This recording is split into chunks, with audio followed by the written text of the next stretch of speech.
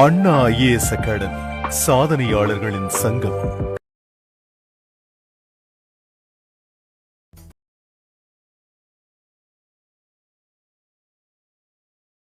என் அன்புக்குரிய போட்டித் தேர்வர்களே, உங்கள் அனைவருக்கும் என் இனிய வணக்கங்கள் உரித்தாகட்டும். வாருங்கள், இந்த பொதுத்தமிழ் பாடத்திட்டம் ஒரு விரிவான பார்வை என்ற பகுதியிலே ரிவைஸ்டு சிலபஸ் என்னவா இருக்கு, அந்த சிலபஸில் பாடத்திட்டத்தில் இருக்கின்ற வரிகளை மட்டும் பெயர்த்தெடுத்து படித்தால் போதுமானதா, மற்றவற்றை படிக்க வேண்டாமா, 100க்கு 100 எடுப்பது. பொதுவா டிஎன்பிஎஸ்சியோட பாடத்திட்டம் பொறுத்த வரைக்கும் தேர்வாணைய பாடத்திட்டம் ஒன்று இருக்கும். வினாக்கள் அதனுடைய வெளிப்பகுதிகளில் போய் கேட்கப்படும். நிறைய முந்தைய நடந்த தேர்வு முறைகள்ல நிறைய வினாக்கள் நம்ம எடுத்து சொல்லலாம். நமக்கு மோனை எதுகை ஏய்பு தொடை என்பது மட்டும்தான் பாடத்திட்டமாக இருக்கும். அந்த தொடை இலக்கணத்தினுடைய உறுப்புகள்ல இருக்கக்கூடிய அடிவகைகளை பத்தி கேள்வி கேட்கிறாங்க, சீர் வகைகளை பத்தி கேள்வி கேட்டிருக்காங்க. எங்கேயுமே மாச்சீர், விளச்சீர், இயற்சீர், உரிச்சீர் என்பதை பத்தி எங்கேயுமே இல்லை. ஆனா வினாக்கள் மட்டும் இடம்பெறும். மோனை எதுகை தொடை, மோனை தொடை, எதுகை தொடை, ஈபு தொடை மட்டும்தான் பாடத்திட்டம். நான் முந்தைய பாடத்திட்டத்தை பத்தி சொல்லிட்டு இருக்கேன். இப்ப இந்த ரிவைஸ்டு சிலபஸ்ல தொடை இலக்கணம்னு ஒண்ணு இல்லை. இருந்தாலும் ஏன் இதை சொல்றேன், இந்த கருத்தை ஏன் இங்க இந்த மேடையில பதிவு செய்யறேன் அப்படின்னு சொன்னா, பாடத்திட்டத்தினுடைய வரம்புகள் என்று சொல்வார்கள் அல்லவா, அந்த லிமிட், பவுண்டரி, அந்த பவுண்டரியை ஒட்டி இருக்கின்ற மற்ற பகுதிகளும் தொட்டாக வேண்டும். நம்ம வந்துட்டோம். நமக்கு இந்த தமிழ் மொழி சான்றோர்கள் அப்படின்ற பகுதிகளை ஒரு உதாரணத்துக்கு புரியுதுன்னு சொல்றாங்க. அந்த தமிழ் மொழி சான்றோர்கள் அப்படின்ற இந்த இலக்கிய பகுதிகளில் அழகு 7ல இந்த ரிவைஸ்டு சிலபஸ்ல அயல்நாட்டு சான்றோர்கள் 2 பேர் கொடுத்துருக்காங்க. ஒன்னு ஜி போப் மற்றும் வீரமாமுனிவர். ஜி போப் தமிழ் தொண்டு, வீரமாமுனிவர் தமிழ் தொண்டு, அதான் இருக்கு. இது மட்டும் படிச்சா போதுமா? அப்படியே பின்னாடி கீழே வந்தீங்கன்னா திராவிட மொழிகள் குறித்த சிறப்பு செய்திகள் இருக்கு. அப்ப திராவிட மொழின்னு வந்தாலே கால்டுவெல்னு ஒருத்தர் இல்லாம திராவிட மொழின்னு இல்லை. கால்டுவெல்லோட தமிழ் பணின்றதையும் தமிழ் தொண்டுன்றதையும் கண்டிப்பா படித்தாகும். இதுதான் புரிதல், இதுதான் சிலபஸ் டீகோடிங் அப்படின்னு சொல்றதுக்கான அர்த்தம். அதுதான் அந்த பகுதியை ஒட்டி இருக்கக்கூடிய மற்ற பகுதிகள் எல்லாம் எது எது அதெல்லாம் டச் பண்ணிட்டு போகணும். அப்ப கால்டுவெல் பத்தி கண்டிப்பா கேள்வி இருக்கும். சரி, அப்ப கால்டுவெல்னா நமக்கு திராவிட மொழிகள் பங்களிப்பு படிக்கும் போது அகத்தியலிங்கம் இருக்காரு, அவர் தான் இந்திய நாட்டு மொழிகளின் காட்சி சாலைன்னு சொல்லியிருக்காரு, அவரை படிக்கணுமா? கமில் சோழப்பிள்ளை படிக்கணுமா? நீங்க சொல்ற மாதிரி எல்லாரையும் படிச்சாகணுமா? இல்லை, அப்படிலாம் இல்லை. அது மாதிரி இல்லை. அவங்களுடைய பங்களிப்பு என்பது திராவிட மொழிகளை பத்தி படிக்கும் போதே கடந்து போயிடலாம். ஆனா கால்டுவெல்லோட பங்களிப்பு திராவிட மொழிகளை படிக்க இயலாது. ஏன்னா கால்டுவெல் எத்தகைய நூல் எழுதியிருக்கார், எந்த ஆண்டு வெளியிட்டார், என்ன தமிழ் பணிகள் இங்க போட்டிருக்கார், திருநெல்வேலி சரித்திரம் என்றது எப்ப எழுதினார், இது போன்ற செய்திகளை நம்ம கால்டுவெல் என்று பெயர்த்தெடுத்து படுத்ததற்கும் கேள்வி அப்படிதான் இருக்கும். இதுதான் பாடத்திட்டத்தினுடைய புரிதல் என்பதும் பாடத்திட்டத்தினுடைய விரிவான பார்வையோடு நாம் பார்த்தல் என்பதும் மிக முக்கியமானது.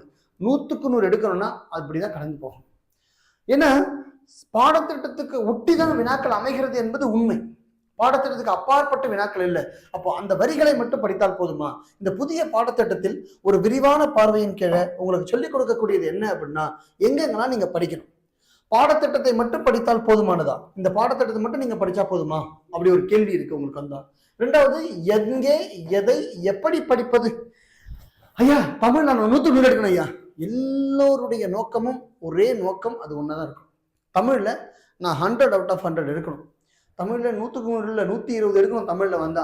ஏன்னா தமிழ் படிப்பதால் 120 மதிப்பெண் வரும். தமிழ் படித்தால் அறம் பெருகும், அறிவு பெருகும், அதோடு சேர்ந்து வேலையும் பெருகும். நமக்கு வந்து அரசு வேலையும் கிடைக்கும். வந்தக்கா அரசு வேலை கிட்டுவதற்கு ஒரே வழி தமிழ் படிப்பது மட்டும்தான். இந்த பாடத்திட்டத்தை ஒரு 3வது கண் கொண்டு பார்த்தோம் என்று சொன்னால் என்ன இது தெளிவுபடுத்துகிறது? ஒரு தெளிவான பார்வை என்ன கொடுக்கிறதுனா, தமிழை முறையாகவும் எழுதவும் பேசவும் தெரிந்த ஒருவரால் மட்டுமே இந்த தேர்வில் வெற்றி பெற இயலும். அரசு இயந்திரத்துக்குள்ள வந்து அமரணும் என்பது அவர்களுடைய நோக்கமாக இருக்கலாம் என்று தென்படுகிறது. தமிழ் மொழியும் தமிழ் மொழிக்கு பங்காற்றுவர்களை பற்றிய செய்தியும் தமிழ் மொழியை இலக்கண பிறழ்வு இல்லாமலும் கற்றாக வேண்டும் என்பது அவருடைய நோக்கமா இருக்கு. இங்க வந்தக்கா அப்படிதான். அப்பதான் மொழி கையாள்வது என்பது எளிமையாக இருக்கும் என்ற அடிப்படையில ரொம்ப தமிழறிந்த நல்ல திறனாய்வரால் அந்த பாடத்திட்டம் வரையறுக்கப்பட்டிருக்கு என்பது மட்டும் தெளிவா நமக்கு தெரிகிறது.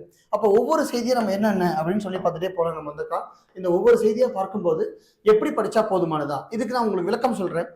ஒரு பொதுத்தமிழ் பொறுத்த வரைக்கும் 100 மதிப்பெண்கள் பெறணும் அப்படின்னு சொன்னா, பொதுத்தமிழ்ல நீங்க 100 out of 100 எடுக்கணும்னு சொன்னா, நம்ம என்னன்னா இந்த பாடத்திட்டத்தையே முழுமையா அலசி ஆராய்ஞ்சிருக்கோம். நான் சொன்னேன் பார்த்தீங்களா, ஒரு எல்லை, ஒரு வரி, அந்த வரியை ஒட்டியிருக்கின்ற வரம்புகள் என்னக்கூடிய அந்த என்ன வரம்பு இருக்கு, அந்த இடங்கள்லாம் ஃபுல்லா தொட்டா என்னென்ன கேள்விகள்லாம் மாட்டும், என்னென்ன கேள்விகள்லாம் எழுப்பலாம், இதை யூகித்து படித்தல் வேண்டும். முக்கியம் தான். ஸோ அப்போ இந்த டிகோடிங் சிலபஸ்ல நம்ம ஒவ்வொரு அழகான இடத்த அலசியிருக்காங்க. உங்களுக்கு வந்தக்கா 25 வினாக்கள் இருக்கு. இதுக்கு ஏன் 25 கொஸ்டின்ஸ் கொடுக்கணும்? இந்த பகுதிக்கு ஏன் 25 கொஸ்டின்ஸ் கொடுக்கணும்? 25 வினாக்களுக்கு 25 பகுதிகள் கொடுப்பதற்கான அர்த்தம் என்ன? வெறும் இலக்கண குறிப்பு மட்டும் கேட்க போறோம்னா சார்? இல்லை. இதை நீங்க முழுமையா புரிஞ்சுட்டீங்கன்னா உங்களுக்கு பாடத்திட்டம் பார்க்கும்போது எழுத்து இலக்கணத்துல 2 வகையா பிரிச்சிருக்காங்க. ஒண்ணு எழுத்து, இன்னொன்னு சொல் அப்படின்னு 2ஆ பிரிச்சிருக்காங்க. இந்த சொல் கொடுக்கும்பொழுது பாத்தீங்கன்னா தெளிவா கொடுத்துட்டாங்க. என்ன? வினைச்சொல், வேர்ச்சொல்லை தேர்வு செய்தல், வேர்ச்சொல்லை கொடுத்து பெயரச்சம், வினையச்சம், தொழில் பெயர், வினைமுற்று, வேங்கல் வினைமுற்று, வினை என்று கண்டறிதல் அப்படின்னு அவங்க அழகா கொண்டு போய் முடிச்சுக்காங்க. ரைட். இப்போ அது மட்டும் படிச்சா போதுமானதான். எழுத்திலக்கணம் தொடர்புடைய செய்திகளை நம்ம படிக்க வேண்டிய பகுதிகள்லாம் எது எது அப்படின்னு நீங்க அழகா உங்களுக்கு விளக்கியிருக்கேன். பிறகு பார்க்கலாம். எழுத்துல எது டாப் டு பாட்டம், எழுத்து இலக்கணத்துல படிக்க வேண்டிய வரையறைகள் அப்படின்றது இது மட்டும் நீங்க படிச்சா போதுமானது. நீங்க வகுப்புக்கு வந்து படிக்கிற மாணவர்களா இருந்தாலும், வீட்டில் அமர்ந்து படிக்கிற மாணவர்களா இருந்தாலும், உங்களுடைய நோக்கம் தமிழ்ல 100க்கு 100 எடுக்கணும்னு சொன்னா பொதுப்பா ஒரு பகுதியை உங்க கடந்து போகும். அதுல எழுத்து இலக்கணம் தொடர்புடைய செய்தி நீங்க அசை போடணும் அப்படின்னு ரொம்ப முக்கியமான ஒன்று. அப்ப எழுத்து இலக்கணத்தை நீங்க பார்க்கணும்னா எழுத்தோட வகைகள், எழுத்துல முதல் எழுத்துனா என்ன, சார்பு எழுத்துனா என்ன, சார்பு எழுத்தோட உள்வகைகள் கண்டிப்பா படிக்கணும் நமக்கு. குறில் எழுத்து, நெடில் எழுத்து. இந்த குறில் நெடில் தெரிஞ்சாதான் குறில் நெடில் வேறுபாடு, வினாக்கள் அமைகின்ற விதம், அதாவது பாடத்தை புரிந்து கொள்ளுகின்ற முறை என்று ஒன்று உண்டு. இந்த புரிந்து கொண்ட பாடத்தை பெற்றிருக்கின்ற அறிவை விடையாக மாற்றுவது, அவங்க எழுப்புகின்ற வினாவுக்கு விடையாக மாற்றுவது என்பது மற்றொன்று. 2 கண் கொண்டு நீங்கள் பார்த்தல் வேண்டும். முதல்ல பாடத்தை புரிஞ்சுக்கலாம். டெஸ்ட் எழுதும் போது கொஸ்டின் நீங்க அந்த வினாக்கள் எப்படி அமையும்னு நீங்க தெரிஞ்சுக்கலாம். அப்போ அதோட மாத்திரை அளவு என்ன? இனவெழுத்து, கூட்டெழுத்து, சுட்டெழுத்து, வினா எழுத்து, இதோட அவங்க நிறுத்திருக்காங்க. வினா எழுத்து நிறுத்திருக்காங்க. நான் என்ன சொல்றேன், உடம்படு மெய்யெழுத்து கண்டிப்பா படிக்கிறோம். ஏன்னா பிரித்து எழுதுக, சேர்த்து எழுதுன்னு கொடுத்துருக்காங்க. அங்க உடம்படு மெய் அப்படின்னு ஒண்ணு இல்லாம நீங்க கடந்து போக முடியாது. கண்டிப்பா படிச்சிடணும். மெய் மயக்கம் கண்டிப்பா படிக்கணும். அது தன்னிலை மெய்மயக்கம், வேற்றுநிலை மெய்மயக்கம், ஈரூற்று மெய்மயக்கம் அப்படின்னு சொன்னா என்னன்னு மெய் மயக்கத்தை கண்டிப்பா படிக்கணும். எழுத்துக்களுடைய பிறப்பு கண்டிப்பா படிக்கணும். ஏன்னா கேள்வி அமையக்கூடிய ஒரு இடம் எழுத்துடைய தொடர்புடைய செய்திகள் பாருங்க. இதெல்லாம் அதோடைய பவுண்டரிஸை டச் பண்ற இடங்கள். இதெல்லாம் வந்தா பொருள் தரும் ஓர் எழுத்து ஒரு மொழி படிக்கிறோம். அந்த பொருள் தருகின்ற ஓர் எழுத்து எது அப்படின்னு படிக்கணும். சார்பு எழுத்துக்களோட வகைகள், அந்த சார்பு எழுத்துன்னு சொன்னா அதோடைய முழு வகைகள் படிக்கணும். மொழி முதல் எழுத்துக்கள்லாம் எது எது, மொழி இறுதி எழுத்துக்கள் என்னென்ன, எழுத்துச்சாரியைகள் என்னென்ன, எழுத்து இலக்கணத்தை பொறுத்த வரைக்கும் அதோட பவுண்டரியில வெளியில போய் படிக்க வேண்டிய இடங்கள் இதெல்லாம் இருக்கு சார். என்னென்ன கொஷின்ஸ் இப்படி அமையும் என்பது என்னுடைய ப்ரெடிக்ஷன். தனிப்பட்ட முறையில் என்னுடைய வியூகம், நான் எப்படி வியூகம் ஆக்குறேன்னா இது மாதிரிதான் இருக்கும். எழுத்து இலக்கணத்தை பொறுத்த வரைக்கும் அவங்க கொடுத்துக்கிற இந்த 4 வார்த்தையை மட்டும் படிச்சுட்டு எக்ஸாம் போனோம்னா கண்டிப்பா ஏமாற்றம் மிஞ்சும். அப்ப கூடுதலா போய் இதை முழுமையா படிக்கணும்ன்றதுதான் என்னுடைய ப்ரெடிக்ஷன். நான் இதை ப்ரெடிக்ட் பண்ணி இப்படிலாம் இருக்கலாம், இது மாதிரிலாம் தொடரலாம், இந்தந்த ஏரியாலாம் மாற்றலாம் அப்படின்றது என்னுடைய நோக்கமாக இருக்கு. அந்த அடிப்படையில் தான் இந்த பகுதியை உங்களுக்கு தொகுத்து வழங்குற, உங்களுக்கு வேற ஒன்றும் இல்லை. அப்ப இது முழுமையா நீங்க பூர்த்தி செய்தா எழுத்து இலக்கணம் முழுவதும் உங்க கைக்கு வந்து சேர்ந்துடும். சரியா? அடுத்தது போறோம். அடுத்தது என்ன அப்படின்னா சொல்லிலக்கணம் அப்படின்னு சொல்றாங்க. இந்த சொல்லிலக்கணம் பருவங்களை முழுமையா வைக்கலாம். சொல்லோட வகைகள் என்னென்ன இருக்கு? பொதுவாக அவங்க கொடுத்துக்கிறத பொறுத்த வரைக்கும் என்னன்னா ஒரு வரியில அழகா முடிச்சிட்டாங்க. சொல்லிலக்கணம்ன்றத வினைச்சொல் இருக்கின்ற பெயரச்சம், வினையச்சம் அதெல்லாம் முன்னாடி சொன்ன பார்த்தீங்களா, அது அப்படியே இருக்கு. ஆனா இங்க நான் என்ன பாக்குறேன்னா சொல் அப்படின்னு சொன்னா இலக்கண வகையில் சொல் என்ன, இலக்கிய வகையில் சொல் என்ன, கண்டிப்பா உள்ள போய் கேள்வி இருக்கும். பெயர்ச்சொல் வகையத்தில் ஒரு தலைப்பே இல்லை சார். முதல்ல வந்தா பெயர்ச்சொல், காரண பெயர், இடுகுறி பெயர் இப்பெல்லாம் படிக்கணும்னா கண்டிப்பா படித்தாகணும். நமக்கு வந்து பாடத்திட்டம் அப்படிதான் இருக்கு, கேள்வி அப்படிதான் கேட்பாங்க. அப்போ சொல் வகைகள் என்னென்ன இருக்கு, அதுல இலக்கண வகை சொல்லுன்னு, இலக்கிய வகை சொல்லுன்னு. இலக்கண வகையின் கீழ் இருக்கின்ற 3 சொற்கள் என்ன இருக்கு? மொழி, தனிமொழி, தொடர்மொழி, பொதுமொழி அப்படின்னு சொன்னா என்ன, அந்த மொழி வகை குறித்து என்ன மாதிரி வினாக்கள் அமையும்? இது பாடத்திட்டத்தில் இல்லை, சிலபஸ்ல இல்லை. ஐயா ஏன் ஐயா அதை படிக்க சொல்றீங்க? ஐயா படித்து ஆகணும், வினாக்கள் இடம்பெறும். அதனால் கண்டிப்பா நீங்க கவனமா இது பண்ணணும். இந்த இடத்துல இந்த பகுதிகளை சொல்லி இலக்கணத்தை பொறுத்த வரைக்கும் அதோட சேர்த்து பாருங்க மூவிட பெயர்கள். இந்த மூவிட பெயர்கள் தெரிஞ்சதான், மூவகை மொழிகள், மூவிட பெயர்கள் ரெண்டுமே இம்பார்ட்டன்ட். இந்த மூவிட பெயர்கள் தெரிஞ்சதான் தன்மை, முன்னிலை, படர்க்கை அப்படின்ற மூவிட பெயர்கள் தெரிஞ்சாதான் ஒருமைப்பன்மை எப்படி அமையும் என்ற இலக்கணமே புரிய ஆரம்பிக்கும். ஒருமைப்பன்மை இலக்கணத்தினுடைய அடிப்படை இது வந்தக்கா. பொதுவா எனக்கு டிஎன்பிஎஸ்சியுடைய வியூகம் என்னன்னா, ஒரு நல்ல தமிழறிந்த அறிஞரால் மட்டுமே இது எடுக்கப்பட்டிருக்கிறதுல மட்டும் தெல்ல தெளிவா இருக்க நான் வந்தா. எப்படி இதை சொல்றேன்? சந்திப்பிழை என்று ஒரு பகுதி இருக்கு. இங்க எங்கேயுமே பார்த்தீங்கன்னா தொகை இலக்கணம் அப்படின்னு எதுவும் கொடுக்கல. அவங்க அடுத்து பொதுவியலை பத்தி எதுவும் சொல்லவும் இல்லை. இலக்கண குறிப்புன்ற வார்த்தையை சுத்தமா இல்லவே இல்லை. ஆனா சந்திப்பிழை அப்படின்னு ஒரு பகுதி இருக்கு. இந்த சந்திப்பிழை அப்படின்ற ஒற்றை வார்த்தையில ஒட்டுமொத்த இலக்கணமும் உள்ளடக்கம் என்பது என்னோட ப்ரெடிக்ஷன். என் கணிப்பு என்னன்னா, அந்த இடத்துல இப்ப உங்களுக்கு இரண்டாம் வேற்றுமை தொகையில் வல்லினம் மிகாது, இரண்டாம் வேற்றுமை விரியில் வல்லினம் மிகும். அப்ப இரண்டாம் வேற்றுமை தொகைனா என்ன, இரண்டாம் வேற்றுமை விரினா என்ன? ஈறுகட்டு இது மாதிரி பெயரச்சத்தில் வல்லினம் மிகும், மற்ற பெயரச்சுக்கு வல்லினம் மிகாது. பெயரச்சம் தெரிஞ்சு போச்சு. பெயரச்சோட வகைகள் என்ன, அதுல ஈறுகட்டு இது மாதிரி பெயரச்சம் என்ன? இந்த இலக்கணம் புரிதல் இல்லாத சந்திப்பிழை போக முடியாது கண்ணா, இல்லையா ராஜா? அப்போ அர்த்தம் ஐந்த ராஜான்ற மாதிரி தான் உங்களுக்கு அர்த்தம் ஆயின்னு நினைக்கிறேன் ஆனால் நீங்க எத்தனை இந்த இலக்கணத்தை வந்தா முழுமையா அதை அக்கு வேற ஆணி வேற பிரிச்சு மேயணும். இந்த இலக்கணம் புரிதல் ஏற்பட்டுச்சுன்னு சொன்னாக்கா ஒட்டுமொத்த பொதுவா, அதாவது அடிப்படை இலக்கணம் அறிந்திருந்தால் போதுமானது. நீங்க இலக்கண குறிப்பு ரொம்ப டெப்தான போய்க்கணும் அவசியம் இல்லை. அடிப்படை இலக்கணங்கள் அறிந்திருந்தால் போதுமானது. சொல் பத்தி அவங்க கொடுக்கறதுல வினைமுற்றோட வகைகள், பெயரச்சோட வகைகள், வினையச்சத்தோட வகைகள், முற்றைச்சம்னா என்ன, இந்த பாருங்க இந்த தலைப்பு வரைக்கும் ரொம்ப இலக்கண குறிப்பாக இருக்கக்கூடியது. வேர் சொல்லை தேர்வு செய்தல் அப்படின்னு அவங்க கொடுத்துருக்காங்க. அதுக்கு படிக்க வேண்டியது பகுபதம்னா என்ன, பகாபதம்னா என்ன, பகுபதத்தோட உறுப்புகள் என்ன இருக்கு, எத்தனை உறுப்புகள் ஒரு பதத்துக்கு இருத்தல் வேண்டும், அடிப்படையாக இருக்க வேண்டிய உறுப்புகள் எத்தனை, மொத்த உறுப்புகள் எத்தனை, இப்படிதான் கேள்வி அமையும். அப்ப இந்த வினாக்களை நீங்க முழுமையா இந்த இந்த டீகோடிங் ஆஃப் சிலபஸ் நீங்க முழுமையா உள்வாங்கிட்டீங்கன்னு சொன்னா இட்ஸ் அ ஒண்டர்ஃபுல். தமிழ் முழுமையா படிச்சீங்கன்னு அர்த்தம். முதல்ல தேர்வில் வெற்றி பெறுவதற்கான அடிப்படை என்ன தெரியுமா, பாடத்திட்டத்தை புரிந்து கொள்ளுதல். எப்போ நீங்க சிலபஸ் அண்டர்ஸ்டாண்டிங் உங்க மனசுல ஏற்படுதோ அப்ப பாடம் புரிந்து கொண்டால் பாடம் பிடிக்க தொடங்கும். பாடம் பிடிக்க தொடங்கினால் மனதில் நிற்க தொடங்கும். மனதில் நின்றால் வெற்றி கிட்டும். இதுதான் தாரக மந்திரம். ஒரே வழி வேணும், வேற ஒண்ணும் இல்லை. ரொம்ப சிம்பிளா அழகா பாருங்க. வேர்ச்சொல், அதுல பகுபதம்னா என்ன, பகாபதம்னா என்ன, பகுபத்தோட உறுப்புகள் என்ன, உங்களுக்கு ஒண்ணு சொல்லி தரும். வேர்ச்சொல் இருந்து வினைமுற்று வினையச்சம் இது அப்படியே சிலபஸ்ல இருக்கு, உங்களுக்கு தெரிஞ்சது. அப்ப பாருங்க சிலபஸ் டீகோடிங்ல இது தேவை. மற்ற பகுதிகள் என்னென்ன படிக்கணும்னு சொல்லிட்டே வரும், கவனிக்க பார்க்கலாம். பொதுவியல், இந்த மூவகை மொழிகள், மூவகை தொடர்கள், அதெல்லாம் உங்களுக்கு சொல்லிட்டோம். பொதுவியல் அப்படின்னு பார்க்கும்போது உங்களுக்கு வந்த தொகை, பொதுவியல்ல நமக்கு பொதுவாக வழக்கத்துல எழுத்து சொல்லில் சொல்லப்படாத எல்லாம் பொதுவியல்ல தொகுத்து வச்சிருக்காங்க. அதுல இருக்கின்ற தொகை, அடுக்கு தொடர், இரட்டை கிளவி, உருபொருட் பன்மொழி, இப்படின்னு நம்ம பார்க்கலாம். வழக்கு இலக்கணங்கள் என்னென்ன இருக்கு, விகாரங்கள் என்னென்ன இருக்கு, இதெல்லாம் அதுல இருக்கு. இப்ப அத்தனையும் இதுல படிக்கணுமா ஐயா அப்படின்னா தொகை கண்டிப்பா படிக்கணும். ஏன் சார் இப்ப சொல்றீங்க ஐயா, அந்த தொகையே இல்லைங்க ஐயா. சரி, இப்படி வச்சுக்கலாம். கொஸ்டின் பேப்பர் வரட்டும், டெஸ்ட் போய் ஜூலை மாதம் 13ஆம் தேதி போய் எக்ஸாம் எழுதுங்க. கண்டிப்பாக இதுலேருந்து கேள்வி இருக்கும். ஏன்னா பண்டு தொகை, வினைத்தொகை, ஊமை தொகை இல்லாமல் இலக்கணம் எப்படி நம்ம கடந்து போக முடியும்? கண்டிப்பாக தேவைப்படுது. அதை ஏன்னா சந்திப்பிழைக்கு தேவைப்படுது மறைமுகமா என்பது ஒரு உண்மை. தேர்வுக்கு இலக்கண குறிப்பாகவும் இடம்பெறும் என்பதில் எவ்வித ஐயமும் வேண்டாம். கண்டிப்பாக தொகை இலக்கணம் படிச்சாகணும். தொகை நிலை என்ன, போன குரூப் 4 தேர்வில் கூட கேள்வி கேட்டிருந்தாங்க. எழுவாய் தொடர், ஒரு வினைமுற்று தொடர் கூட கேள்வி கேட்டிருந்தாங்க. வந்தக்கா யாருமே எதிர்பார்க்கல இது மாதிரி கொஸ்டின்ஸ் வரும்னு சொல்லிட்டு. படிமங்கள் குறித்து கேள்வி கேட்டிருந்தாங்க. இந்த குரூப் 2 பிரிலிமினரில படிமங்கள்னா என்ன, குறியீடுனா என்ன, உள்ளுரை ஓமங்கள் என்ன, இதெல்லாம் கேள்வி கேட்டு வச்சிருக்காங்க. சிலபஸ்ல எங்கேயாவது இருக்கானா இல்லை. அப்போ ஆனா என்ன புரிந்து கொள்ள வேண்டும்னா சிலபஸ் டீகோட் பண்ணிட்டு புரிஞ்சுட்டு படிச்சவங்களுக்குலாம் அற்புதமா இருக்கும். போன முறை கடந்த குரூப் 2 பிரிலிமினரி எழுதின மாணவர்களுக்கு இதெல்லாம் படிங்க அப்படின்னு தெள்ள தெளிவா சொல்லி கொடுத்து அனுப்பி வச்சிருந்தோம். நம்ம அந்த வினாக்கள் அப்படிதான் இருந்தது. ஸோ அதனால நீங்களுமே இதை பார்க்குற அத்தனை பேருமே ஒரு புரிதல் ஏற்படுத்திக்கோங்க. தமிழ்ல எந்தெந்த பகுதிகள்லாம் படிக்கணும், வீட்டில் உட்காந்து படிக்கிறதா இருந்தால் இதெல்லாம் தேடி தேடி அழகாக படிச்சிருங்க. தொகை நிலை என்ன, தொகா நிலை என்ன, அது எத்தனை வகை தொகைகள் இருக்கு, ஒருபொருட் பன்மொழி, அடுக்கத்தோட இரட்டை கிளவினா என்ன சொல்லுது அப்படின்ற மொத்த இலக்கணம் இங்கே படிக்கணும்.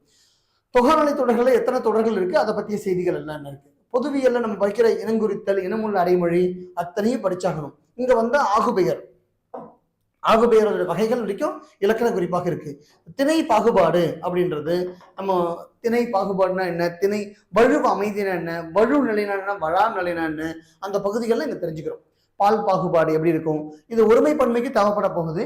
நமக்கு பொதுவான இலக்கணத்தில் அடிப்படை உறுப்புகளாக தேவைப்பட போகுது. அதனால இதை படிச்சாகணும். அடுத்து பார்த்தா வழக்கு இலக்கணம் அப்படின்னு இருக்கு. இந்த வழக்கு இலக்கணம் அப்படின்றது என்ன, இயல்பு வழக்கு, தகுதி வழக்கு இருக்கு இல்லையா. இதுல நமக்கு வந்தா மருவு மொழி, அவங்க என்னன்னா இது ஒண்ணு மட்டும் சேர்த்திருக்காங்க, மருவு மொழி அப்படின்னு ஒண்ணு மட்டும் சேர்த்திருக்காங்க. தெளிவா அதை மட்டும் கொடுத்துருக்காங்க. அப்ப மற்ற பகுதியில என்ன சார் அப்படின்னா அவங்க எங்க போய் அதை டச் பண்ணியிருக்காங்களோ அதோட பவுண்டரி கண்டிப்பா நம்ம படிச்சாகணும் சார். இதுதான் முக்கியமான வியூகம் அது வந்துக்கா. அப்ப இந்த அடிப்படையில் பார்க்கும்போது இயல்பு வழக்கு படிக்கணும், தகுதி வழக்கு கண்டிப்பா படிக்கணும். இந்த தகுதி வழக்கில் இதில் என்னென்ன இருக்குன்றதையும் கண்டிப்பாக படிச்சாகணும். கேள்வி அது மாதிரி வந்து மாட்டக்கூடிய வகையில் ரொம்ப எளிமையான இலக்கணங்கள் தான் இதெல்லாம், ரொம்ப கடினமாக ஒன்றுமே இல்லை.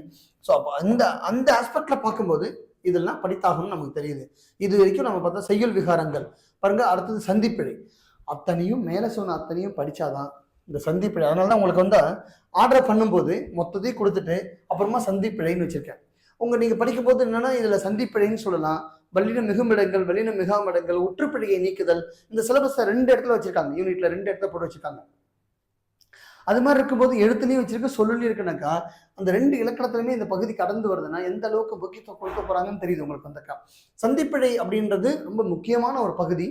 மேலே கூறிய அனைத்து இலக்கணங்களும் தரவா இருந்து அந்த விதிகளை முழு நுட்பத்தோட அறிந்திருந்தாலும் சந்திப்பிழை நமக்கு பிழை இல்லாமல் எழுதிட்டு போக முடியும்.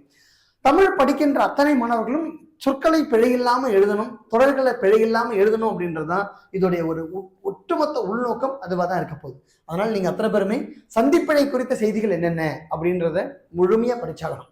ஒருமை பன்மை அழிதல், பொருத்தமான பொருளை தேர்வு செய்தல். இந்த பொருத்தமான பொருள்ன்றத குரூப் பண்ணி வச்சுக்க. நான் வந்தக்கா இங்க வந்தக்கா நீங்க இதுக்கு முன்னாடி பழைய சிலபஸ்ல பார்த்தா ஒற்றை வார்த்தை இருக்கும், பொருத்தமான பொருளை தேர்வு செய்தல்.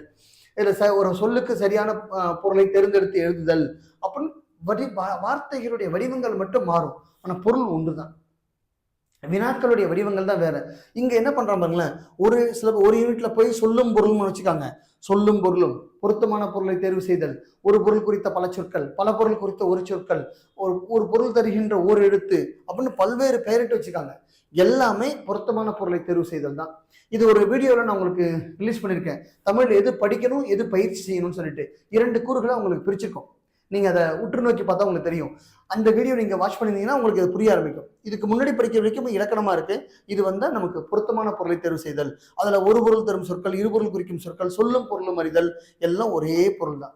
வினாக்களுடைய வடிவம் மட்டும் மாறிட்டே இருக்கும், வேற ஒண்ணும் இல்லை. ஒரு சொல்லு, அந்த சொல்லுக்குரிய பொருள் என்ன, கப்பலை குறிக்கின்ற தமிழ் சொல் எது, உணவை குறிக்கின்ற தமிழ் சொல் எது, நிலவை குறிக்கின்ற தமிழ் சொல் எது, கதிரவனை குறிக்கின்ற தமிழ் சொல் எது அப்படின்னு அந்த சொல், அதுக்குரிய பொருள், வேறு வேறு சொற்கள் என்னென்ன குறிக்குது அப்படின்னு இது போன்று அறிந்திருந்தாலே போதும், அழகா நீங்க கடந்து போகலாம். இந்த பகுதி உங்களுக்கு நம்ம எளிமையான பகுதி. இது நான் அந்த பொருத்தமான பொருள் அப்படின்றது ஒன்றின் கீழே இந்த பகுதியெல்லாம் தேவைன்றதை சுருக்கி வச்சிருக்கேன். அதை கரெக்டாக புரிஞ்சுக்கோங்க பார்க்கலாம். அதுக்கு அடுத்தபடியா புணர்ச்சி இலக்கணம் அப்படின்றாங்க. இந்த புணர்ச்சி இலக்கணம் தெரிஞ்சாதான் வரும் நமக்கு. உங்களுக்கு 2 வகுதி வச்சிருக்காங்க. ஒன்று சேர்த்து எழுதுக, இன்னொன்று பிரித்து எழுதுக. சார் இந்த சேர்த்து எழுதுறது பிரித்து எழுதுதுன்னா சார் 2 சொல் இருக்க போகுது சார், அப்படியே சேர்த்துடலாம் சார். நமக்கு இதுல என்ன சார் இருக்கு, தராசு குற்றல் யாது, தராசு யாது போட்டுடலாமே சார். நிறைய பேர் விளக்கம் வேற சொல்றாங்க. இயல்பு புணர்ச்சி, குரங்கு குற்றல் யாது, குரங்கு யாது இயல்பா புணருது சார், எந்த மாற்றமும் இல்லை சார். அது என்னன்னா இலக்கண நுட்பம் அறியாததனால் ஏற்படுகின்ற பிழைகள். அப்ப இந்த சேர்த்து எழுதுக பிரித்து எழுதுக என்பது மிக முக்கியமான கூறாக நமக்கு வைக்கப்பட்டிருக்கிறது. இதை புரிந்து கொள்ளணும்னு சொன்னா என்ன பண்ணணும், முதல்ல சேர்த்து எழுதுக. புணர்தல் என்று சொன்னால் சேர்தல், இணைதல் என்று பொருள். அந்த புணர்வதற்கான கூறுகள் என்னென்ன, எதெல்லாம் அடிப்படை புணர்ச்சி விதிகள், இதெல்லாம் கண்டிப்பா தெரிஞ்சுக்கணும்.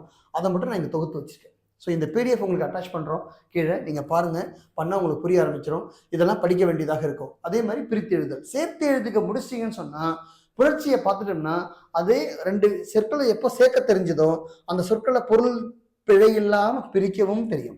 அப்ப சேர்த்து எழுதுக ரொம்ப முக்கியமானதுன்னு சொல்ல வர உங்களுக்கு அப்புறம் சொற்களை ஒழுங்குபடி சுற்றுலாக்குதல் ரொம்ப முக்கியமான ஒரு தலைப்பு இது. இது உங்களுக்கு கூறுகள்ல இது ஒரு வரியா இருக்கு, அது ஒரு வரி கிடையாது, இது ஒரு கடல். என்னை பொறுத்த வரைக்கும் என்ன சார் சொல்றீங்க ஐயா அப்படின்னா உண்மை. ஏன்னா சொற்களை ஒழுங்குபடுத்தல் இலக்கண நுட்பத்தோடு கேட்கக்கூடிய பகுதிகளுடைய வீரியம் என்பது மிகவும் குறைவு. இது எப்படி போறாங்க அவங்கன்னா, இந்த தேர்வாணையத்தினுடைய வினாக்கள் எப்படி அமைகிறது அப்படின்னா முழுக்க முழுக்க செய்யுள் அடிகளுடைய சீர்கள் பிறழா வண்ணம் சொற்களை ஒழுங்குபடுத்த தெரிகிறதா அப்படிதான் அவங்க கேள்வி கேட்பாங்க. கூரம்பு ஆகினும் வீரியம் பேசியல், வீரியம் அம்பாகினும் கூர் பேசியல் அப்படின்னு மாத்தி மாத்தி கொடுத்து நமக்கு சொற்களை ஒழுங்குபடுத்துன்னு கேள்விக்கிறாங்க. அப்ப என்னன்னா இந்த சீர் படித்திருந்த ஒருவனால் மட்டுமே அதை சரியா எடுக்க முடியும். அது மாதிரிதான் இந்த பகுதியில உள்ள போறாங்க. இது கொஞ்சம் எக்ஸ்டென்சிவா படிக்க வேண்டிய ஒரு பகுதியா தான் இருக்கும். அவ்வளவு சீக்கிரம் டக்குன்னு ஜஸ்ட் லைக் தட் எனக்கு அப்படியே பெருசா வந்துட்டேன்னு சொல்ல முடியாது. மற்ற பகுதிகளை படிக்கும்போது இது கூடவே வரக்கூடிய தமிழ் என்னன்னா ஒன்றை படிக்கும் போது இன்னொன்றுக்கு கை கொடுக்கும். அதுதான் தமிழோட தனிச்சிறப்பு என்பது. வினையால் வினையாக்கி கோடல் அல்லவா, யானையால் யானை யாத்தற்று எப்படி, அது மாதிரிதான் இந்த வினையால் வினையாக்கி கோடல் தமிழோட தனிச்சிறப்பு. அது இதுக்குன்னு தனியா உட்காந்து படிக்க தேவை, ஒன்னு பண்ணும்போது இன்னொன்று வந்துடும். அதே மாதிரி அகர வரிசைப்படுத்துதல், இதுல எதுவும் உட்கூறுகள் எதுவும் இல்லை, அவ்வளவுதான். பவுண்டரி என்பது இது ஒரு 13 வகை இருக்கிறது. அந்த 13 வகை நீங்க புரிஞ்சிட்டா போதுமானது. சொற்களை ஒழுங்குபடுத்துக்கு அதே போன்றுதான் ஒரு 10 வகை இருக்கிறது. 10 வகை டைப்ல 10 டைப்ஸ் ஆஃப் இலக்கணம். அது இந்த சொற்களை ஒழுங்குபடுத்தல் அப்படின்றது இந்த 10 வகையில எதெல்லாம் சொற்களை ஒழுங்குபடுத்தி கேள்வி வரும் கண்டிப்பா தெரிஞ்சுக்கிறோம். அகரவரிசையில மொத்தம் 13 டைப் இருக்கு. 13 டைப்ஸ் ஆஃப் இது அகரவரிசை இருக்கு. 13 நோட்ஸ் இருக்கு. அந்த 13 நோட்டையும் நீங்க தெரிஞ்சுட்டா அகரவரிசையில டாப் டு பாட்டம் எப்படி கேள்வி கேட்டாலும் படிச்சு வந்துடலாம். ஸோ இது இந்த யூனிட் 1மா. இது வரைக்குமே நம்ம இது வரைக்கும் என்ன பார்த்துருக்கோம்னா 25 மதிப்பெண்களுக்கு பார்த்துருக்கோம். இப்போ புரியும்னு நினைக்கிறவங்களுக்கு வந்தா ஏன் யூனிட் 1க்கு 25 கொஸ்டின்ஸ் கொடுத்துருக்காங்க? என்ன சார் இருக்கிற வார்த்தையே 10 வார்த்தை தான் சார் சிலபஸ்ல, இது மட்டும் படிச்சா போதுமா சார் அப்படின்னா எதுக்காக கொடுத்துருக்காங்கன்னு தெரியும்னு நினைக்கிறேன் தான். எவ்வளவு வீரியமான பகுதிகள் இருக்கு அந்த இடத்துல, எவ்வளவு முக்கியத்துவம் இருப்பதனாலதான் 25 வினாக்கள் அங்க இருக்கும் அப்படின்னு அவங்க சொல்லியிருக்காங்கன்றதை நீங்க புரிஞ்சுக்கணுன்றதுக்காக தான் இவ்வளவு சிரத்தை மேற்கொண்டு இதை எடுத்துரைத்திருக்கின்றேன். வேற ஒன்றும் இல்லை. இப்போ இந்த எந்த பகுதியெல்லாம் ஒற்றை வரியில முடிச்சிருக்கணும், இதுக்கென்று எக்ஸ்டென்சிவ் பவுண்டரின்னு எதுவும் கிடையாது. நீங்க வெளியில போய் படிக்கணும், வெளி வட்டாரங்கள்ல உழன்று தேடி படிக்கணுன்றது இல்லை. மற்ற பகுதிகள் மட்டும் உழன்று படிக்கணும். அடுத்த பகுதியை நம்ம போறோம். அடுத்து நமக்கு என்ன இருக்குன்னாக்கா அழகு 2. இந்த அழகு 2ல சொல்லும் பொருளும் இதை நான் உங்களுக்கு பிரிச்சிருக்கேன். உங்களுக்கு வந்தா எவ்வளவு படிக்க வேண்டியது அப்படின்றதையும் என்னென்ன பகுதிகளில் கேள்வி வரும் அப்படின்றதையும் பிரிச்சிருக்கோம். இதில் பாருங்க உங்களுக்கு ஒரு பொருட் பன்மொழின்னு வச்சுக்காங்க. ஒரு பொருட் பன்மொழி அதுக்கு எடுத்துக்காட்டு உங்களுக்கு கொடுத்துருக்கேன். ஒரு பொருட் பன்மொழினா ஒரு பொருளை தரக்கூடிய பல சொற்கள். குழிந்து ஆழ்ந்து, உயர்ந்து ஓங்கி, உயர்வதும் ஓங்குவதும் எல்லாம் ஒரே பொருள் தான். உயர்ந்தும் ஓங்கியும் காணப்படுதல். சொல் வேறு வேறாக இருக்கிறது, ஆனால் அது கொடுக்கின்ற பொருள் ஒன்றாக இருக்கிறது. ஒரே பொருளை தருகின்ற பல சொற்கள் ஒரு தொடரில் வந்து அது ஒரு பொருட் பன்மொழி. இது மாதிரி இருக்கிற சொற்களை எல்லாம் பெயர்த்தெடுத்து லிஸ்ட் போட்டு பயிற்சி செய்து படிக்கணும். அப்ப இதுல இருந்து கேள்வி வருது. ஒரு பொருள் தரும் பல சொற்கள், அதுக்கு இங்க எடுத்துக்காட்டு கொடுத்துருக்கோம். நம்ம நிறைய எக்ஸ்பிளைன் பண்ணா இலக்கண வகுப்பு மாதிரி ஆயிடும். ஆனால் இந்த சிலபஸ் டீகோடிங் மட்டும் உங்களுக்கு சொல்லிட்டே போறேன். நீங்க என்னன்னா இந்த கிளாஸை நீங்க கவனிக்கும் பொழுது எங்கெங்கெல்லாம் தமிழை படிக்கணும், எதெல்லாம் நீங்க கவனிக்கணும் அப்படின்றத முழுமையா உற்று நோக்கினால் போதுமானது. வேற ஒண்ணும் இல்லை. சரியா? எந்தெந்த பகுதியில் நீங்க படிச்சு போகணும். இருபொருள் குறிக்கும் சொற்கள் என்னென்ன இருக்கு இங்க பாருங்க. உங்களுக்கு ஒரு எடுத்துக்காட்டு கொடுத்துருக்கோம். நடு அப்படின்னு சொன்னா நடு, வயலில் நாற்றை நடு ஒரு பொருள் இருக்கு. இது இப்படிதான் இருபொருள் குறிக்கும் சொற்கள்ன்றதை லிஸ்ட் போட்டு கிளாஸ்ல நடத்தணும் உங்களுக்கு வந்தக்கா. அப்போ நடு அப்படின்னு இருக்கு. இதுக்கு இன்னொரு சொல் என்ன அப்படின்னா நடுமையம். நீங்க எல்லாம் வழக்கில் பயன்படுத்தி பார்த்தீங்களா? அந்த நடு சென்ட்ரல் யார் உட்காந்துட்டு இருக்கான்? அந்த நடுன்னா என்ன, சென்ட்ரல் என்ன, நடு. அந்த நடு என்ற வார்த்தை அங்க வேற பொருள் இருக்கு. சொல் ஒன்றுதான், அது இடத்திற்கு தகுந்தார் போல 2 பொருள் கொடுக்கிறது. அந்த 2 பொருள் என்ன அப்படின்னு லிஸ்ட். இது மாதிரி பயிற்சி தொகை சொற்கள் நிறைய பழகணும். சொற்கள் பழக பழக இது மாதிரி நிறைய எடுத்துக்காட்டுகளை பார்க்கணும். எடுத்துக்காட்டுகள் பார்த்து பயிற்சி செய்யணும். டெஸ்ட் நிறைய எழுதுங்க. அதான் ஒரே வழி. ஒரு சொல்லுக்கு இணையான வேறு சொல், ஒரு சொல் கொடுத்து அதுக்கான வேறு சொல் என்ன, பல பொருள் தருகின்ற ஒரு சொற்கள் என்னன்னு இருக்கு. இதுல PDF கொடுத்துருக்கேன், கொஞ்சம் பாருங்க. பொருந்தா சொல் எப்படி இருக்கும் அப்படின்னு இந்த சொல் இலக்கணம், சொல் தொடர்புடைய மற்ற செய்திகளை எல்லாம் அங்க சொல்லும் பொருளும் கொடுத்ததும் எழுத்துல படிக்க வேண்டியதெல்லாம் இங்கேயும் சேர்த்து வச்சு உங்களுக்கு சொல்லியிருக்கோம். இது கரெக்டா பார்த்துக்கோங்கம்மா. இருந்தா சொல். மொழிபெயர்ச்சி இது ஒன்று ரொம்ப எளிமையான ஒரு பகுதி. இது வந்தக்கா தமிழ்ல எது குழு, எதை குழுன்னு சொல்லலாம், எதை கூட்டம்னு சொல்லலாம், எதை சேகரம்னு சொல்லலாம், எதை சேனைன்னு சொல்லலாம், எதை படைன்னு சொல்லலாம். இது மாதிரி இருக்கிற சொற்கள் இருக்கு இல்லையா, அதான் இதை மரபின் கீழையும் அடுக்கி படிப்பாங்க மாணவர்கள் வந்தா. ஏன்னா அங்க இருக்கிற தொகை மரபு, வினை மரபு, ஒளி மரபின் கீழையே படிக்கலாம் நீங்க வந்தா. அது போன்று இருக்கின்ற சொற்களை இங்க கோடிட்ட இடத்தில் கேட்கிறாங்க. காரண இணைப்பு சொற்கள் அப்படின்னு இருக்கு தமிழ்ல வந்தா. அதாவது காரண இணைப்பு சொற்கள்னா 2ஐ இணைப்பதற்காக வரக்கூடிய ஒரு பாலம். அது வந்தா மழை பெய்தது, அதனால் வெள்ளம் வந்தது. வெள்ளம் வந்ததற்கான காரணம் என்னன்னு இந்த அதனால் விளக்குது. அதனால இந்த அதனாலுக்கு பேர் என்னன்னா தமிழ்ல காரண இணைப்பு சொல் அப்படின்னு பேர். இந்த காரண இணைப்பு சொற்களாக அதனால், இதனால், ஆகையால், ஏனென்றால், ஆயினும், இருப்பினும், ஆனால், போனால், இது மாதிரி சொற்கள் இருக்கு இல்லையா, இந்த சொற்களை கொடுத்து அதுக்கு சரியானதை தேர்ந்தெடுத்து எழுதுக அப்படின்னு கேள்வி கேட்கிறாங்க. 2 பகுதிகளை இதை பிரிக்கிறாங்க. ஒன்று பொருத்தமான பொருளை தெரிவு செய்தல் அப்படின்ற பகுதியாகவும், இன்னொன்று சரியான இடத்தில் சொற்களை எழுதுதல் அப்படின்னும். இன்னொரு இடத்துலையும் வருது. இது வந்தக்கா உங்களுக்கு இன்னொரு இடத்துல இது வருது. இங்க பாருங்க, அடைப்புக்குள் இருக்கிற சொற்கள் இருக்கு இல்லையா, அதனால் இது மாதிரியும் உங்களுக்கு சொற்கள் சேரும். அப்ப 3 இடங்கள்ல அது பயன்படும் உங்களுக்கு. சரியா? இது 1, இது 2, மேல் இருப்பது 3, மேல் இருக்கின்ற 3வது பகுதி. இந்த 3வது பகுதியில் தேவைப்படும். இது மாதிரி சொற்களை புரிந்து கொண்டு எழுத வேண்டிய ஒரு இடமாக இருக்கு. அடுத்ததா ஊர் பெயரோட மறு. இது ஒன்றும் இல்லை. மறு சொற்கள் அப்படின்றது என்னென்ன இருக்கு, ஒரு உண்மையான பெயர் வேற்று பெயரா இருக்கு. நம்ம எல்லாம் கோவைன்னு பயன்படுத்துறோம். கோவை தானா அது வந்தக்கா? கோயம்புத்தூர்னு சொல்றோம். கோயம்புத்தூர் தானா? அதோட இயற்பெயர் என்ன, மறு பெயர் என்ன அப்படின்னு நம்ம தெரிஞ்சுக்கிறது. இது நீங்க கண்டிப்பா அறிந்து கொள்ளுதல் வேண்டிய ஒன்றாக இருக்கும். பிழை திருத்தம்ன்றது ஒருமை பன்மைக்கு தேவைப்படும், இங்கேயும் தேவைப்படும். பேச்சு வழக்கு இணையான சொற்கள், பேச்சு வழக்கு தொடர்களில் பிழை திருத்தம், ரெண்டும் ஒரே மாதிரியான தலைப்புகள் தான். சொற்களுடைய அளவுகளை மட்டும் நிறைய நீங்க பயிற்சி செய்தால் போதுமானது. இது முக்கியமான ஒன்றாக இருக்கும். ஸோ இதையும் நீங்க கரெக்டாக பார்த்துக்கோங்க. பொருள் தருகின்ற ஒரு எழுத்து என்ன அப்படிங்கிறீங்க. பேச்சு வழக்கு எழுத்து வழக்குல என்ன இருக்கு அப்படின்னு அங்க இருக்கின்ற அதே பகுதி தான் இங்கேயும் நம்ம சொல்றோம். பேச்சு வழக்குல என்னவா இருக்கும், எழுத்து வழக்குல என்ன இருக்கும். தமிழ்ல பேச்சு வழக்கு என்ன, எழுத்து வழக்கு என்ன, அழகா தெரிஞ்சுக்கணும். வழுவு அப்படின்னு சொல்றோம். இந்த வழுவு ஏற்படுகின்ற இடங்கள் ஒன்று தமிழ் மக்கள் பேசுகின்ற பேச்சால் ஏற்படும். அடடா மழடா அட மழடா அப்படின்றான். எல்லாருக்கும் பாட்டு படிச்சாச்சு, பாட்டை பாடியாச்சு, கூத்தும் பாட்டாச்சு. நம்ம வந்தக்கா கூத்து ஆடி முடிச்சாச்சு. அப்போ இந்த அடடா மழடா அடைமழையா அடமழையா, அடமழைன்னு சொல்றதா அடைமழைன்னு சொல்றதா, இது மாதிரி ஏற்படுகின்ற இது பேச்சால் திரைப்படத்தினுடைய தாக்கத்தால் வரக்கூடிய வழு, பேச்சால் வரக்கூடிய வழு. இன்னொன்று எழுத்தால் எழுதப்படுவது வருகின்ற வழு. சந்தனம் எந்த நா போடுறது தெரியாததால் ஏற்படுகின்ற பிழை. எழுத்தால் வருகின்ற வழுவும் பேச்சால் வருகின்ற வழுவும் மேலே இருக்கின்ற அந்த பகுதிகளை மீண்டும் இங்க வரிசைப்படுத்துறாங்க. அந்த இடத்துல கேள்வி வழுவு சொற்கள், பிறமொழி சொற்கள், ஆங்கில சொற்களை அடிப்படையாக கொண்டு எண்ணற்ற கேள்விகள் இடம்பெற போகிறது என்பது இதெல்லாம் முக்கியம். எதிர்ச்சொல்லை பொறுத்த வரைக்கும் ரொம்ப எக்ஸ்டென்சிவா தேவையில்லை. எதிர்ச்சொல் படிச்சா போதும். ஒரு எழுத்து ஒரு மொழி. ஒரு எழுத்து ஒரு மொழி வந்து 2 விதமா பிரிச்சு படிக்கணும். சிறப்புடைய ஒரு எழுத்து ஒரு மொழி என்ன, சிறப்பு அல்லாத ஒரு எழுத்து ஒரு மொழி என்ன, கண்டிப்பா நீங்க படிச்சாகணும். அந்த அடிப்படையில் தான் இந்த கேள்வி கேட்பாங்க. அகரவரிசைப்படி சொற்களை சீர் செய்வது. அகரவரிசைனா என்ன, அந்த நான் சொல்லி கொடுத்த மாதிரி முன்னாடி 13 நோட் சொன்னேன் இல்லையா, அதை இதை படிச்சா போதும். அழகு 3 இது வந்து திறனறிதல், எழுதும் திறன். இது ரொம்ப முக்கியமான ஒன்று. இதுல திணை மரபு அறியணும், காலம் அறியணும் கண்டிப்பா வந்தக்கா.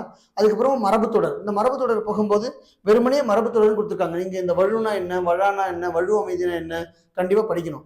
வாக்கிய வகை அறிதல் அப்படின்றது ரொம்ப பெரிய பகுதி. இது வந்தக்கா வெறுமனே செய்வினை செயற்பாட்டு வினை மட்டும் படிச்சா போதாது. இதுக்கு ஒரு இது பண்ணி உங்களுக்கு சொல்லியிருப்பேன். அந்த வாக்கிய வகை அப்படின்றது எந்தெந்த வகையெல்லாம் வாக்கியங்கள் அமையும் அப்படின்ற 5 பெருவகையாக இருக்கிறது. இந்த 5 பெருவகை வாக்கியங்கள் என்னென்னன்றதான் கிளாஸ்ல உங்களுக்கு இது பண்ணி சொல்லி கொடுப்பாங்க. இருந்தாலும் இங்க டீகோட் பண்றதுக்காக சொல்லியிருக்கோம், தெரிஞ்சுக்கோங்க வந்தக்கா. அதுக்கு அடுத்தபடியா நிறுத்தல் குறியீடுகள். நிறுத்தல் குறியீடுகள் அப்படின்றது வெறுமனே அவங்க உங்க சிலபஸ்ல பார்த்தா ஒரு 8 கொடுத்துருப்பாங்க, அவ்வளவுதான். ஆனா மொத்த நிறுத்தல் குறியீடுகள் 19 இருக்கிறது. தமிழ்நாடு கையேடு அதுதான் விளக்குது வந்தக்கா. அத்தனை கையேடுகள் இருந்தும் உங்களுக்கு 2வது புத்தக மேற்கோள்கள்லையுமே இதெல்லாம் இடம்பெற்றிருக்கிறது. இந்த தமிழ் மொழியும் இலக்கணமும் மொழித்திறனும் அப்படின்னு நம்ம பயிற்சி வைத்த ஒரு புத்தகம் வெளியிட்டிருக்கோம். அதுல இந்த பகுதிகள் முழுமையா உள்ளடங்குது.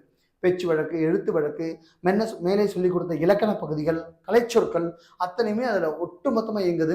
இதுக்கு வந்து நம்ம அந்த 2 புத்தகத்தை மட்டும் ஃபாலோ பண்ணா போதும். இந்த சிலபஸ் முழுமையில ஒரு 90 விழுக்காடு கவர் பண்றதுக்கான இது நம்ம ஏற்கனவே இது பண்ணி சொல்லியிருக்கோம். தமிழ் பொதுத்தமிழ் மனப்பாடம் என்ற பகுதியை படிக்கணும். மொழித்திறனும் இலக்கணமும் மொழித்திறனும் என்ற பகுதியை படிக்கணும். இந்த 2 புக்கை நீங்க வாங்கி கவர் பண்ணி படிச்சீங்கன்னா இது ஒட்டு மொத்தமும் கவர் ஆயிடும் உங்களுக்கு. ஸோ இலக்கண புத்தகத்துல எல்லா பகுதியும் உள்ளடங்கி கிடக்குது. எல்லாம் தான் அதை நீங்க உற்று நோக்கி பார்த்தா போதுமானது. அப்புறம் வந்து கலைச்சொற்கள். இந்த கலைச்சொற்கள் வந்து மனப்பாட பகுதி புக்கில் ஒவ்வொரு துறை சார்ந்த கலைச்சொற்களை தனித்தனியாவே நம்ம அடிக்கிருக்கோம்.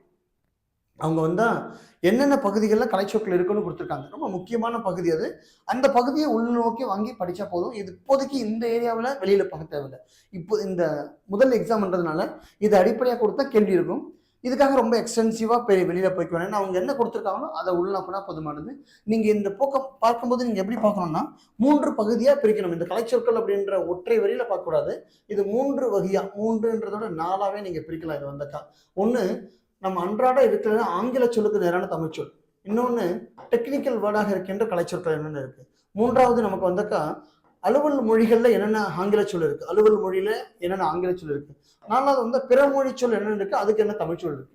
இந்த 4 கூறுகளை தான் கேள்விகள். இந்த கலைச்சொல் ஆக்கம் அப்படின்ற பகுதியும் அடுத்து 6வது படிக்கிற மொழிபெயர்ப்பு பகுதிக்குமே இந்த 6 தான் டார்கெட். இந்த 4 தான் டார்கெட். இந்த 4 கூறுகளை தனித்தனியாக பிரிச்சு பார்த்தேன். பிறமொழி சொல் தமிழ் சொல், ஆங்கில சொல் தமிழ் சொல், கலைச்சொல் தமிழ் சொல், அலுவல் சொல் தமிழ் சொல்.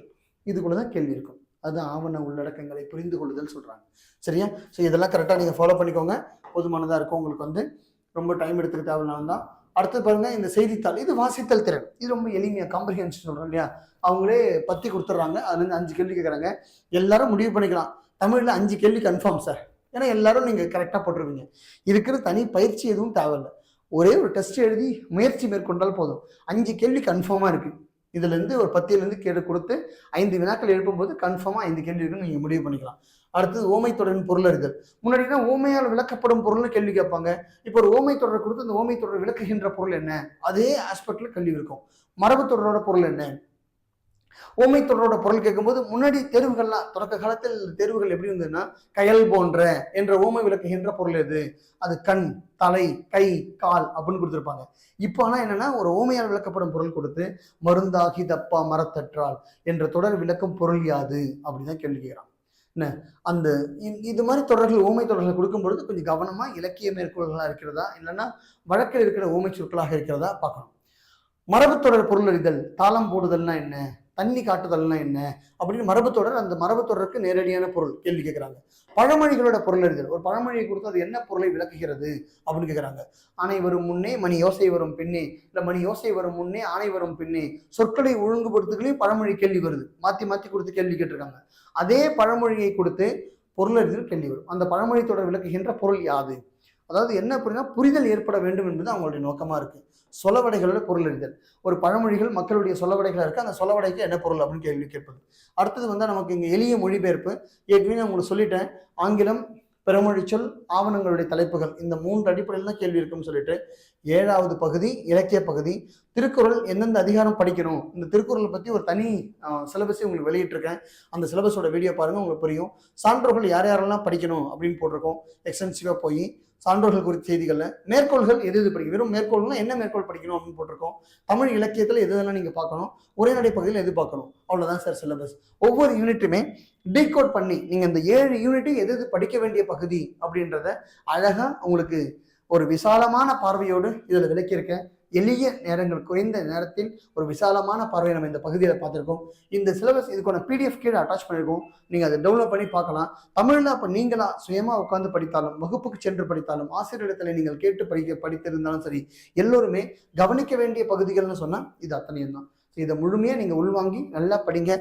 தமிழில் கண்டிப்பாக இந்த சிலபஸை டீகோட் சிலபஸை நீங்கள் கையில் வச்சுக்கிட்டு ப்ரிப்பேர் பண்ணீங்கன்னு சொன்னால் தமிழில் உறுதியாக 100க்கு 100 எடுத்துகிட்டு போயிட்டே இருக்கலாம். நீங்கள் வந்தால் அதே ஆஸ்பெக்டில் இந்த பாடத்திட்டத்தை ஒட்டியிருக்கின்ற மாதிரியான தேர்வு முறைகள் அது முக்கியமானது. பழைய பாட்டில் ஏதோ ஒன்று எழுதிட்டுலாம் இல்லாமல் அதை ஒட்டி இருக்கின்ற தேர்வு முறைகள் அதை கரெக்டாக ஃபாலோ பண்ணுங்கள். எல்லோருமே வெற்றி பெறலாம். வெற்றி பெற வாழ்த்துகிறேன். நன்றி. பார்க்கலாம்.